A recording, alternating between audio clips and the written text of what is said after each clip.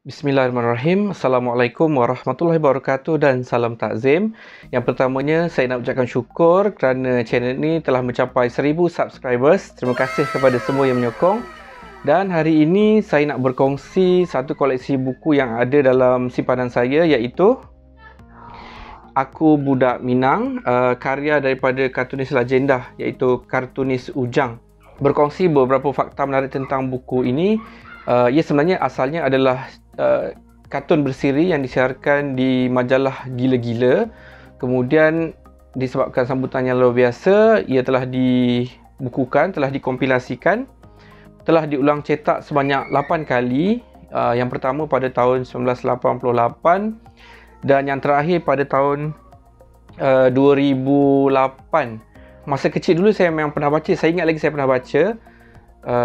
Dan beberapa tahun lepas, mungkin dalam 5-6 tahun lepas, saya bertemu Ujang dalam satu ekspedisi di Tasik Kenyir.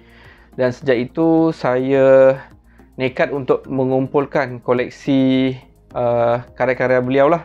Ini alhamdulillah saya dapat buku ni, walaupun buku lama tetapi baru. Kalau dalam istilah kolektor kita sebut new old stock. Buku baru, stok lama. Lagi fakta menarik tentang Aku Budak Minang ni, buku ni pernah diadaptasi dalam bentuk drama bersiri dan disiarkan di TV dulu. Sekurang-kurangnya ada 3 watak yang kuat dan popular lah daripada siri ini, iaitu watak Ujang tu sendiri, watak Acha dan watak Atuk. Okey, saya kongsikan sedikit tentang buku ni, jalan cerita buku ni. Yang dah tahu mungkin ni mengimbau kenangan kita tentang karya hebat Ujang ni, dan yang tak tahu saya ceritakanlah, dan mana tahu ada rezeki lepas ni berjumpa buku ni dan baca. Okey, ceritanya berkisah tentang Ujang yang lahir di kampung di Negeri Sembilan, membesar dalam keluarga normal lah, orang kampung. Okey, sejak kecil Ujang ni merasakan dirinya tidak disayangi.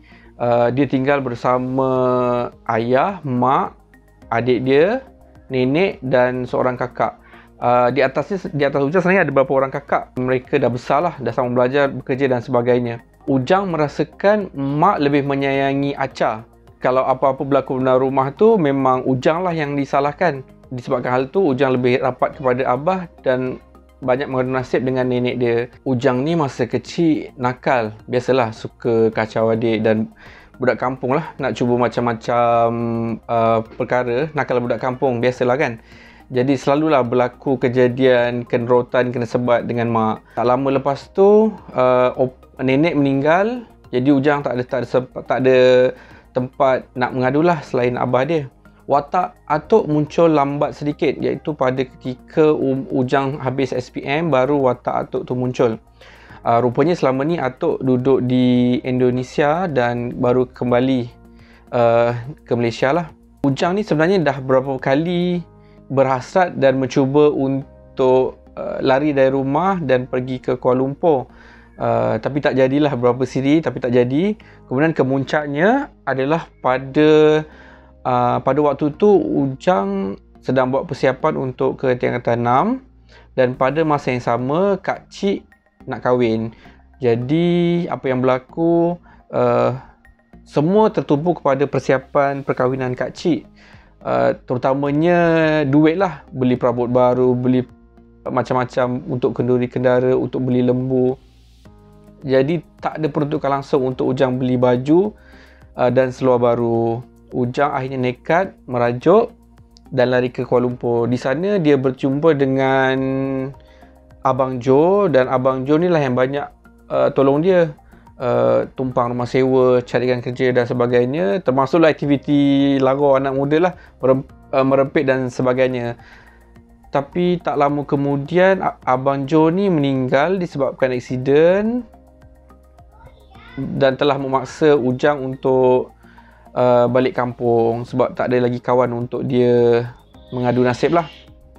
Okay, Ujang tak berani balik rumah sebab takut kena marah dengan mak. Ujang balik ke rumah Atuk di rantau, dan berlakulah beberapa siri memujuk mak supaya maafkan apa yang telah Ujang buat. Cerita ni macam saya cakap tadi, banyak kepada perasaan Ujang yang rasa tidak disayangi oleh keluarganya, dan juga liku-liku yang dia hadapi sebagai seorang remaja yang sedang membesar. Dan tertulis pun di depan buku ni, dihanyut ke air yang deras, dibuang ke tanah yang lekang. Maksudnya menggambarkan kehidupan dia yang semasa remaja itu perit lah, susah dan tidak disayangi. Tapi yang sebenarnya yang berlaku adalah, yang ini cantik dia. Pada penghujung cerita dia, atuk telah mendedahkan bahawa nenek sebelum dia meninggal dulu telah memindahkan nama, maksudnya rumah yang dia duduk sekarang tu telah dipindahkan ke atas nama Ujang. Jadi sebagai kesimpulan, tak ada ayah, tak ada mak ayah yang tak sayang kepada anak. Begitu juga adik-beradik memang sayang kepada sesama adik-beradik. Kadang-kadang keadaan tu yang memaksa dan membuatkan kita rasa orang tak sayang, tapi sebenarnya mereka sayang. Bagi saya buku ni adalah ini kesimpulan, bagi saya buku ni boleh kata satu yang epik lah. Jika ada kesempatan, cuba cari dan baca. Buku ni tak terhenti di sini, dia ada sambungan dia dalam bentuk kompilasi, iaitu Acha dan Atuk. Ini kita akan sambung cerita dalam video yang seterusnya. Baik, itu saja perkongsian saya pada hari ini. Terima kasih kerana sudi menonton. Assalamualaikum dan jumpa lagi.